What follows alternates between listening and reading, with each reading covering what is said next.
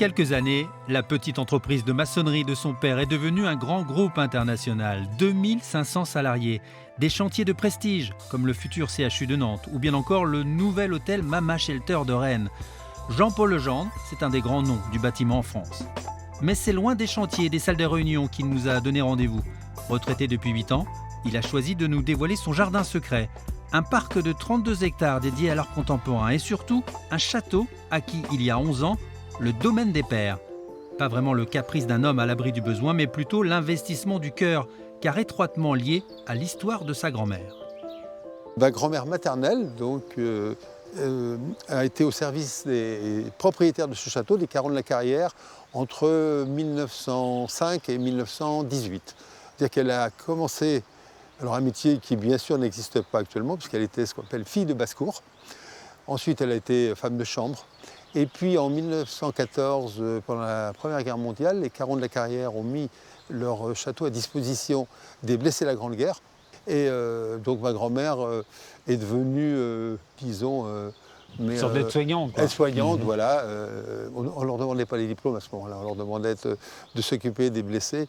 Je ne sais rien, si elle nous voit d'en haut, je pense que, bah oui, elle doit être très contente qu'on ait acheté ça, que jamais elle se serait imaginé ça, parce qu'elle était très respectueuse. Les nobles, c'était les nobles, elle avait un employeur, c'était boulot, c'était 7 jours sur 7, c'était corvéable à merci. Hein. Entièrement rénové, le château des Pères est désormais le refuge des artistes et des artisans d'art. Un hommage assumé au métier manuel, ADN de la famille Legendre depuis des générations.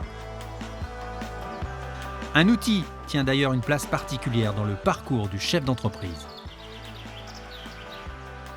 Et moi, quand j'ai commencé, j'avais une truelle, un marteau, un fil à plomb, un niveau, point de ligne, et un mètre. Maintenant, il y a 2500 personnes dans l'entreprise. Ils n'utilisent pratiquement plus de truelle. Maintenant, on construit des grands bâtiments, on utilise des banches, le béton est amené à la toupie.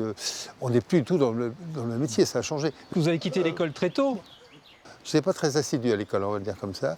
Je m'ennuyais beaucoup parce que je trouvais que c'était pas assez pratique, trop théorique.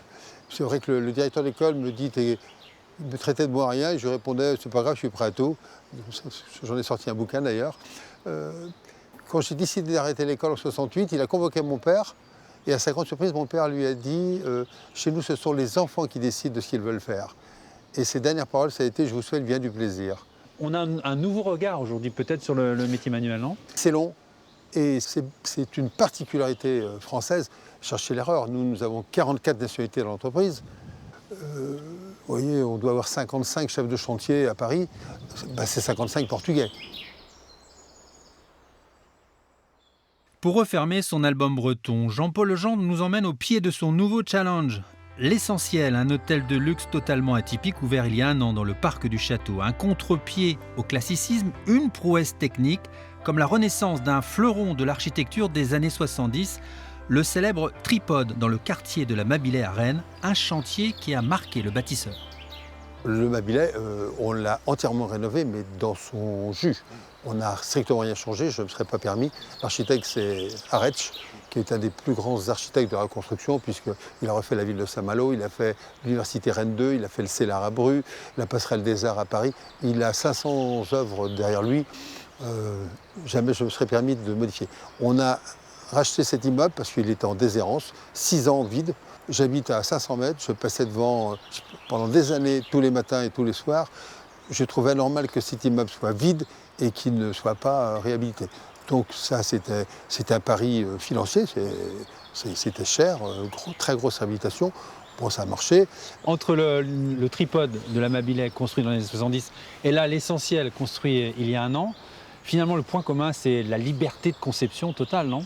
Il ne faut plus me demander de faire un pavillon 10 par 10 carré, c'est plus du tout mon truc. J'ai besoin d'un certain niveau de défi et de faire quelque chose qui va peut-être être clivant, qui ne va pas plaire à tout le monde, mais qui va être dans la nouveauté.